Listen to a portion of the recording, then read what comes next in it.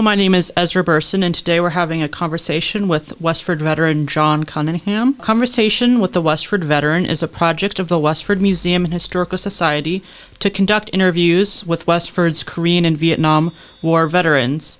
This project is sponsored by the Massachusetts State Historical Records Advisory Board and the Veterans Heritage Grant Project. Before we get started, let me introduce myself. My name is Ezra Berson. I'm a graduate of Westford Academy, class of 2023, and a summer intern at the Westford Museum. I'm looking forward to majoring in history at Framingham University in the fall. Today we're speaking with Mr. John Cunningham. Mr. Cunningham served in the Air Force during the Vietnam War and afterwards, retiring with the rank of colonel. Today he serves the town of Westford as a town selectman. Mr. Cunningham, thank you for speaking with us today. Well, you're welcome. My pleasure. So our first question is, what makes you want to join the Air Force? Well, that goes back a pretty long way. I think when I was growing up in West Tennessee, in my early years, World War II was just over. We still had a lot of veterans coming back. In our little small town, there was an airport nearby, and we used to hitch freights, go down there to watch the airplanes. And then when we wound up, say, in New York later on, a landlord's son went off to Korea. I was paying attention to what was going on in Korea because I was always interested in history. One of my big heroes back in that day was James Jabara, who was the first ace in the Korean War for the Air Force. It also goes back to some of the films we used to see when we go to the movies when I was a kid. We go to a double feature on Saturday morning for 10 cents, and we'd see movies with John Wayne, like Sands of Iwo Jima, Fighter Squadron with Edmund O'Brien, and they were just our heroes at the time. Then moving on to Pennsylvania, started building model airplanes, and that was during the Korean War. And it kind of settled down from there, and I'd had thoughts of going to West Point. I liked the military idea. I liked the idea of serving, and we always had a picture in our house of my father's first cousin, who flew combat in Guadalcanal back in World War II, and he died testing P-38s at Eglin Air Force Base, trying to figure out some things that were wrong with that airplane. So that was always there to look at, and my father talked about him a little bit. But then one day I looked at, I always wanted to kind of be in the Air Force rather than the Army. I didn't like the idea of necessarily slogging around in trenches and stuff. And I saw a catalog that, and when I was in junior high, saw a catalog that had the Air Force Academy. It was just a new military academy that a lot of people around where I lived never didn't even know about. So that was kind of the background. I always had kind of a desire to fly, and that's what prompted me to pursue an Air Force career. What kind of schooling did you have? Well, starting back in elementary school, I attended, I think, 7 different schools in 3 different states, moved around a lot, gained quite an appreciation for the different states, and found that the kids, wherever I went, were the same. We lived in New York, Pennsylvania, and Tennessee. I did go to Naval Academy Prep School, which was for enlisted personnel. I did enlist in the Air Force right out of high school, so I get an extra opportunity to go to the academy. And so after that, I entered the academy in 1960, graduated in 64. I had originally tried to get pilot training, but I had a concussion playing football, and that disqualified me from pilot training. I was going to be retested, but I selected civil engineering out of the academy. And after 2 years there, I went off to Air Force Institute of Technology at Wright-Patterson Air Force Base and got a master's degree in facilities engineering. And after that, it was mainly professional education, Air War College, Air Command and Staff, Squadron Officers School, National Defense University, some of them by correspondence and some of them by seminar. So that's kind of the extent of my education at that point. Where did you serve? I began, I guess you could say, I began at the prep school. I enlisted, but after the academy, I served at Homestead Air Force Base, first assignment for 2 years, as a construction manager and inspector. And after graduate school, I went off to Vietnam. I left in '68 and came back in '69. Then from there was headquarters, Air Force Systems Command at Andrews Air Force Base. Then I had an exchange assignment with the Army Corps of Engineers in Colorado Springs. From there, I went to Europe and was over there for about 4 years working as the Chief of Engineering and Construction at the base there at Rhine Mine. Then it was back to the headquarters Air Force at the Pentagon, and I lived in Virginia then. And then while I was in the Pentagon, I transferred from the Air Force over to the Joint Chiefs of Staff, and I worked as an action officer in the Joint Chiefs of Staff for a little over 2 years. Then I got an opportunity to command the squadron that I participated in Vietnam, and wound up taking command of that squadron at Nellis Air Force Base in Nevada. Then it was back to Systems Command headquarters, and then my last assignment was Edwards Air Force Base in California. What kind of things did you work on in the Air Force?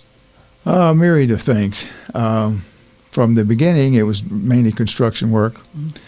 At the headquarters Systems Command, after graduate school, I went to Vietnam. In Vietnam, we worked on aircraft shelters for protecting the aircraft because we had rocket attacks about weekly when I was at Da Nang, and we were building aircraft shelters to protect the aircraft. And the program pretty much paid for itself in that we did save airplanes and we did save aircrew with those rockets just bouncing off the shelters that we built. Worked on some ammo storage area down in the Trang, and then just regular runway stuff down at Tui Wa. Came back in a headquarters assignment, where my assignment was really to track construction in the Western Test Range out in California, Eastern Test Range down in Patrick Air Force Base in Florida. I did get to witness one of the Apollo rockets take off as part of that. That was a good benefit of the job. Then when I was out at working with the Army Corps of Engineers, worked on base facilities, construction, designing construction of them. And then in Germany, worked on mainly facilities for dormitories and things like that for the troops over there at Rhine-Main. We were just outside of Frankfurt near the Flughafen. Runways, did some NATO projects there. And back at the Pentagon, I was assigned to tracking, major construction in the European theater mostly.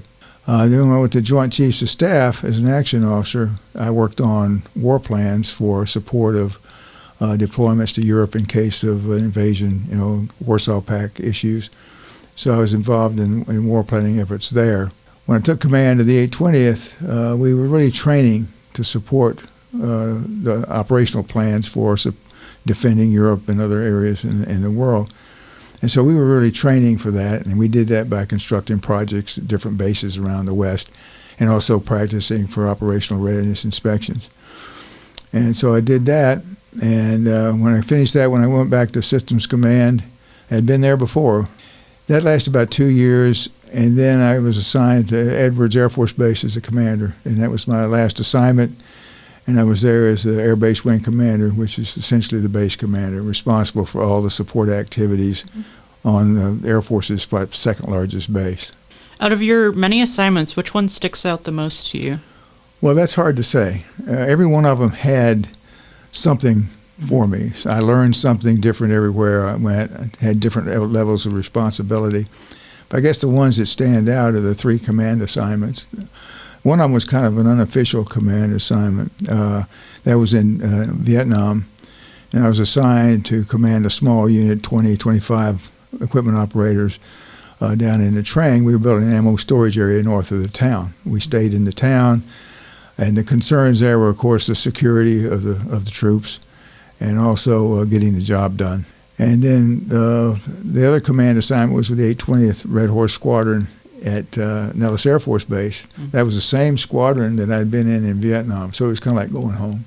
And the thing I enjoyed most about that is, number one, the headquarters I reported to was probably 1,000 miles away, pretty much on my own. It was really just a kind of a joy to actually train that squadron, watch the young guys progress. We had second lieutenants coming in, 3 every year, 3 of them going out as captains. We had a lot of good young troops there. And just the idea of being responsible for the health and welfare of a 400-person unit and for their mission was really something. I don't think you can really, I don't think there's anything better than its command of a unit as far as military experience is concerned. Of course, the last one was as the base commander at Edwards Air Force Base, where I had responsibility for the entire base as far as security and support and that sort of thing. So those three kind of stood out, but every one of them had something unique. Every one of them had something different. Yeah.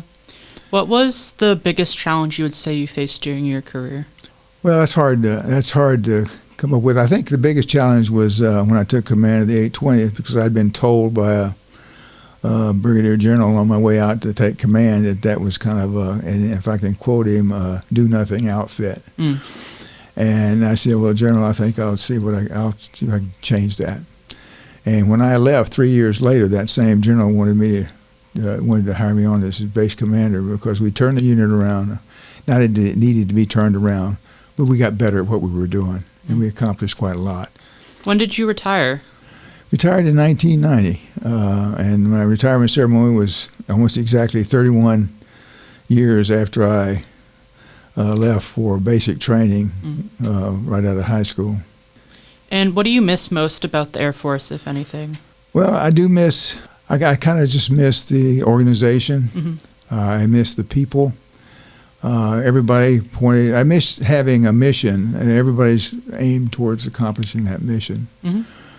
Having a sense of accomplishment, a sense of purpose that's in the military. And that purpose was, of course, to defend this country and go wherever we had to do that.